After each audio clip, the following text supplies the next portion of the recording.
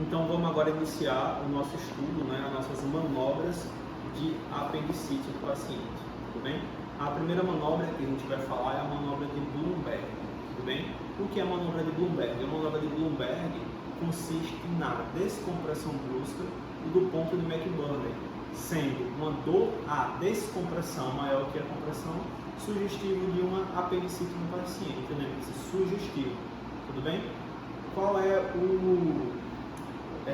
a explicação por trás desse teste? Quando a gente fazer a palpação profunda do ponto de McBurney, a gente vai comprimir a região do peritônio parietal. Quando o apêndice inflamado toca no peritônio parietal, inflama essa região parietal. Quando a gente comprime a região do peritônio parietal, ele sente dor. Mas quando a gente faz uma descompressão brusca, esse peritônio parietal, quando retorna, tudo bem, bruscamente, você ativa, né, receptores dolorosos ali na região do peritônio parietal, na topografia do apêndice que está inflamado, fazendo desencadear uma dor, uma sensibilidade dolorosa à descompressão brusca, tudo bem? Então, a primeira etapa para a gente fazer o sinal de Blumberg é a gente achar o ponto apendicular, ou o ponto de McBurney. Então, como é que a gente vai fazer isso? A gente vai palpar, vai sentir a espinha ilíaca antero-superior do paciente, vai traçar uma linha da espinha ilíaca antero-superior até a cicatriz umbilical. Lembre que vocês vão fazer isso de forma imaginária. Estou fazendo aqui de forma didática para vocês verem. Traçam a linha da espinha ilíaca antero-superior até a cicatriz umbilical e divide em 3 terços, ok? Divide em 3 terços. Um terço proximal à cicatriz umbilical, um terço médio e um terço distal. O ponto apendicular ou ponto de McBurney está aqui, na intersecção entre o terço médio e o terço distal da linha imaginária da cicatriz umbilical espinha ilíaca antero-superior, tudo bem? No encontro entre o terço distal e o terço médio, partindo da cicatriz umbilical, nós temos o ponto apendicular ou ponto de McBurney. É nesse ponto onde a gente vai realizar a descompressão brusca. E aqui vocês têm que ter ideia do seguinte: é muito importante para esse exame o fator surpresa do paciente. A gente não pode avisar o paciente que ele vai sentir dor, tudo bem? Senão você enviesa o exame, faz um viés no exame, ok? Ele já vai esperando sentir dor. Então é como se fosse algo que você vai pesquisar, que o paciente vai ter uma dor de forma espontânea e você vai ter o sinal de Blumberg positivo. Então é importante que vocês não avisem o teste antes ao paciente que você vai palpar e ele vai sentir dor, tudo bem? É importante que você faça e depois questione se ele sentiu dor ou não. E aqui é muito importante também estar olhando para a face do paciente para ver se ele vai esboçar face de dor, certo? Então a gente pode ir palpando as regiões mais distantes, distraindo o paciente, conversando com ele, ok? E quando chegar na região do ponto de McBurney, a gente fazer uma compressão, ok? Seguida de uma descompressão brusca. Lembra, uma compressão constante e firme, seguida de uma descompressão brusca. Não pode fazer dessa forma. Tem que ser uma compressão seguida de uma descompressão brusca. Olhando para a face dele, tudo bem, se ele vai esboçar dor, e questionar se ele sente dor. Lembrar, Blumberg positivo vai ser ele sentir dor na descompressão brusca. Então, se ele sentir dor na compressão e na descompressão, só vai ser positivo se a dor da descompressão brusca for maior do que a dor da compressão.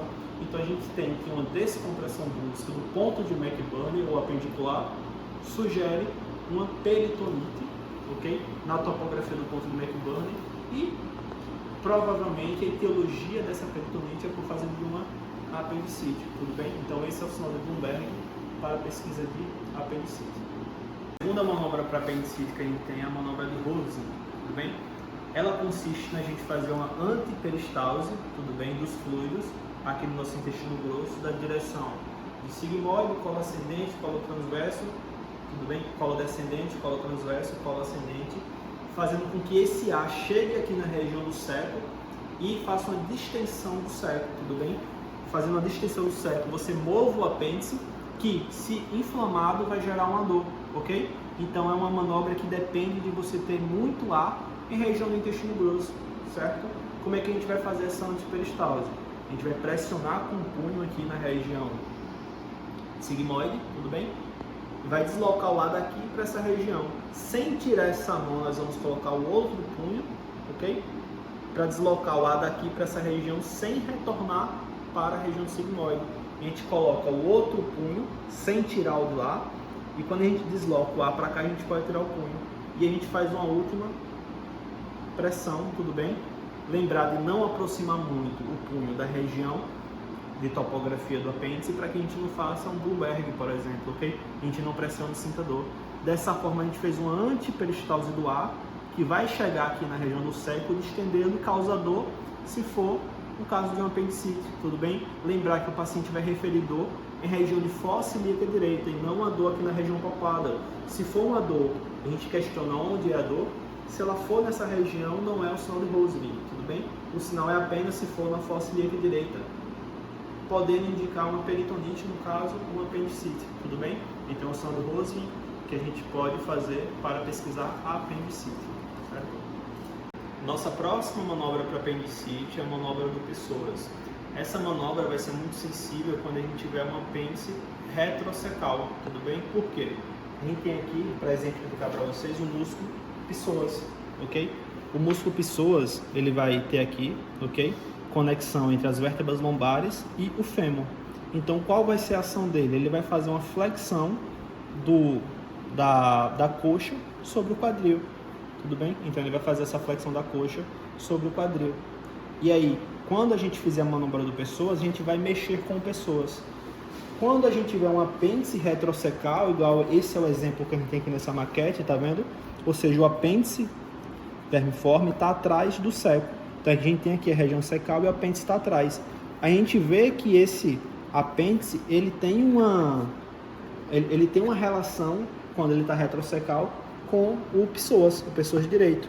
A gente coloca aqui, tá vendo? A gente vê que se o apêndice inflamar, ele pode transmitir essa inflamação para o Pessoas, causando a psoite. E quando a gente fizer a manobra do Pessoas, quando a gente mexer nesse Pessoas, tudo bem? Por esse Pessoas estar inflamado devido a essa apendicite, pode dar um sinal positivo que pode indicar um apêndice retrocecal, tudo bem? Então assim a gente entende porque o Pessoas, ele pode dar, o sinal do Pessoas ele pode dar um indicativo de apendicite. Então a gente vem aqui para o nosso paciente e a gente tem algumas maneiras de pesquisar o sinal do Pessoas. Então a gente pode colocar o paciente do decúbito lateral esquerdo, pode virar para lá, por favor, tudo bem? Com o paciente de decúbito lateral esquerdo, a gente pode fazer a primeira forma da manobra com a perna direita estendida, tudo bem? Totalmente estendida. A gente apoia aqui, ó, na região distal da tíbia do paciente, a gente estabiliza aqui na região do quadril e faz uma hiperextensão da perna, totalmente estendida, ok? Perna totalmente estendida, a gente faz uma hiperextensão da perna, dessa forma, uma hiperextensão da perna, fazendo com que a gente mexa aqui a região do Pessoas. Caso ele tivesse inflamado por causa de um apêndice retrocecal, poderia ser um indicativo de apendicite. Outra forma da gente avaliar o Pessoas é a gente fazer uma resistência, ok? A flexão da coxa sobre o quadril. Então a gente vai pedir para o paciente trazer o joelho dele para a região do quadril, tudo bem? E a gente vai fazer uma resistência a esse movimento. Então tenta colocar o seu joelho para cá, nessa posição aqui. Pegar ele e vir para cá, dessa forma aqui, ó. Tudo bem? Vai lá. E a gente faz uma resistência a esse movimento. Então você vê que ele está tentando fazer uma flexão da perna sobre o quadril, que é a função do Pessoas, e a gente está fazendo uma resistência para isso. Então a gente vai, ok, mexer aqui na região do Pessoas. E se ele tiver um apêndice retrocecal, pode inflamar o Pessoas, causando uma psoite, pode ser então indicativo de uma apendicite. Então a gente tem essas duas formas de avaliar o sinal do Pessoas, tanto uma hiperextensão passiva, quanto uma flexão ativa da coxa sobre o quadril com resistência do examinador, tudo bem? Então essa é a manobra do Pessoas. A próxima manobra que a gente tem é a manobra de Lapinski. A gente vai pedir para o paciente com a perna direita estendida elevar a perna dele de forma ativa e a gente vai fazer uma resistência contra essa elevação. Vai, Guilherme? Eleva, a gente faz uma resistência, tudo bem? Dessa forma você mexe aqui com a região do Pessoas, porque a gente faz uma resistência a essa elevação, sendo positivo se o paciente sentir dor na fossa ilíaca direita, igual Pessoas também sendo positivo se o paciente referir uma fossa ilíaca direita, sendo o sinal de Lapinski positivo. Agora a gente vai ver a manobra do obturador, tudo bem? A manobra do obturador consiste na gente fazer uma rotação interna do quadril do paciente, mexendo assim o músculo obturador interno. Então a gente vê aqui na nossa maquete que o músculo obturador interno está nessa região aqui, tudo bem? Nessa região mais baixa. Então você vê que o músculo obturador interno estando nessa região não tem uma conexão com o apêndice, tudo bem? Então o apêndice estaria aqui anteriormente, mesmo ele estando retrocecal, você não tem uma conexão do músculo obturador interno com o apêndice. Então quando é que a manobra do obturador interno vai indicar um apendicite para a gente? Ela indica um apendicite quando você tem complicações desse apendicite. Por exemplo, um abscesso devido a um apendicite, mas que pode não ser específico do apendicite, e outras coisas podem causar um abscesso. Quando você tem esse abscesso, o líquido, né, ele cai aqui para cavidade pélvica, ficando aqui nessa região, podendo inflamar dessa forma os músculos que compõem o assoalho pélvico, tudo bem? E um desses músculos que podem ser inflamados é o obturador interno. Sendo a manobra do obturador interno positiva, então, se o paciente não apresentar, não uma dor na fossa ilíaca direita, mas uma dor na região hipogástrica, tudo bem? Sendo sugestivo de uma complicação de uma possível apendicite, como um abscesso, tudo bem? Então, vamos lá para a manobra do obturador. Na manobra do obturador, a gente vai fazer passivamente uma flexão, tudo bem? Da coxa do paciente sobre o quadril. Lembrar de não fazer uma flexão de 90 graus, porque se você faz uma flexão assim, de 90 graus, você mexe com pessoas e aí pode dar um sinal de pessoas. Então você faz uma angulação um pouco maior, tudo bem? Da coxa com o quadril, apoia a sua mão aqui na região do calcanhar, uma mão aqui na face anterior, distal da coxa, e assim a gente promove uma rotação interna do quadril, dessa forma, ó. Tudo bem? Então a rotação lateral da perna e interna do quadril, dessa forma aqui. Estão vendo? Quando eu faço essa rotação interna do quadril, eu mexo com o músculo obturador interno. Ele estando inflamado devido a um abscesso ali nessa região, devido a um apendicite, pode dar um sinal obturador positivo se o paciente tiver dor no hipogástrico. Então a gente assim finaliza nossas manobras para a pesquisa de apendicite no paciente. Lembrar que cada uma dessas manobras vai ter uma sensibilidade diferente para um tipo de apendicite diferente ou para uma complicação de apendicite, sendo elas realizadas de formas conjuntas para que você tenha um arsenal propedêutico importante para que você consiga raciocinar o que pode estar acontecendo com aquele paciente. Tudo bem?